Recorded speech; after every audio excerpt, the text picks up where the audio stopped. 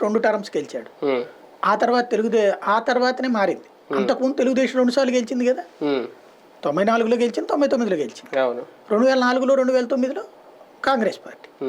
కానీ విభజన తర్వాత మాత్రం తెలంగాణకి అది వెళ్ళింది. ఆంధ్రప్రదేశ్ వచ్చేటప్పుడు తమిళనాడు తరహాలో వెళ్తుంది. తమిళనాడులో ఒకసారి వస్తే వచ్చిన వాళ్ళు రెండోసారి పోవడం అనేది. ఇప్పుడు అట్లా కాకుండా ఈ సెంటిమెంట్ని మళ్ళీ పాత ఆంధ్ర సెంటిమెంట్ వైపుకి తీసుకెళ్లాలని జగన్మోహన్ రెడ్డి ప్రయత్నం. వరుసగా రెండోసారి గెలవాలని. ఖచ్చితంగా దానికోసం ఏం చేస్తాడు? బేసిక్గా ఏదో కొత్త ఎత్తులు వేయాలి. ఆ ఎత్తుల్లో ఒకటి అభ్యర్థుల మార్పు, అసంతృప్తి అసమ్మతి ఉన్నటువంటి వాళ్ళకి సంబంధించి. ఎక్కువగా నాకు కనబడుతున్న అంచనాలు ఏంటంటే స్థానికంగా కొంతమంది ఎమ్మెల్యేలు, అంటే నేను కనుక్కున్నటువంటి కొన్ని గ్రౌండ్ ప్రాంతాల్లో అసలు ఒక ఎమ్మెల్యే అంట తను పార్టీ కార్యాలయానికి వెళ్తే కూర్చుని ఉంటాడట, లోపలే మాట్లాడిన కూడా మాట్లాడట కార్యకర్తలతో.